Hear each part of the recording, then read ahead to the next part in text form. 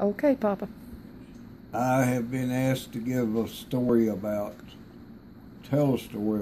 moonshine.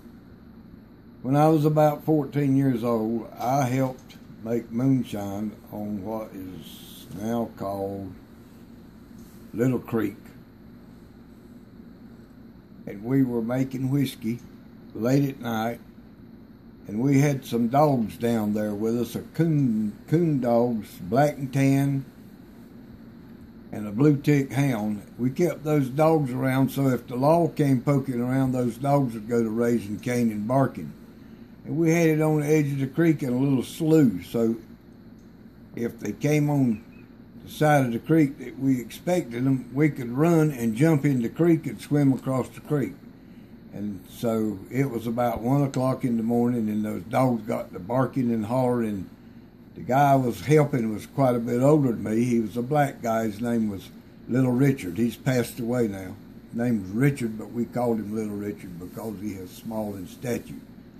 But anyway, we heard the dogs barking, and we stopped and listened. And by the way, making whiskey is hard work because a gallon of whiskey weighs about 8 pounds. And we had it all stacked up. And when the dogs were barking, we started moving and got quiet and listened. And they got closer and closer to us, we suspected, because of the volume of the dogs barked. And Little Richard said, they're pretty close to us, we better jump up and do something. So we jumped up and swam the creek, jumped in the creek and swam it. We took a 5-gallon big jug of it and we threw it in a hole, and later we went back and got it because they didn't find it. But they did find the steel, and they went to fussing and carrying on among themselves because they didn't get us. And they said they have jumped the creek, they've swam the creek, we won't be able to get them, and they were unwilling to get in the creek. The law officers didn't want to get their feet wet, but the coon dogs went with us, and the black and tan hounds took off, and here we all went across the creek through a man's cornfield, and we hid out and we listened to them carrying on down there and about the whiskey steel and what they'd found and who was it and who it belonged to. But anyway, we got away clean that night. Another little story I'll tell you about was about 1964. I had purchased in Marion, Kansas, a brand new 64 Super Sport Chevrolet. We drove it home, me and my wife, and I had a real good friend here. I'll not call his name because he's still living.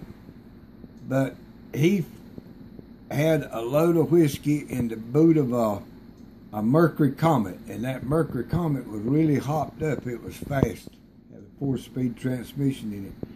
And he ran up with me in Smithfield, and the law was close behind him, he said. But anyway, we pulled in where now is that sound shop over there where old 70 through Smithfield, Main Street going east and west, and Brightleaf Boulevard. There was an Exxon station there, but we met there and we went down 301, actually north toward Selma, and got off on the back road where the school is now at. We unloaded the whiskey from his car, my Super Sport Chevrolet, and he went his way and I went mine, and I went back to the Exxon station, and I was sitting on the back of the car talking to some old friends from high school because I was in the Air Force station at Wichita, Kansas.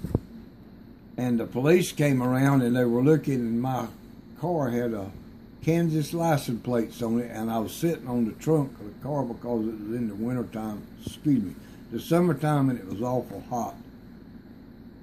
And we were out sitting, just getting reacquainted, and here come the law, and they were asked, had we seen this car, seen that car, and they hadn't, but I knew what they were talking about. I wouldn't tell them anything, but the whiskey had offloaded and was in my car, and I was sitting on the trunk, and there was about 6 cases of whiskey in my car, and they was law officers come around and was talking and trying to find out where that Mercury Comet was. But anyway, it was what we called pea green.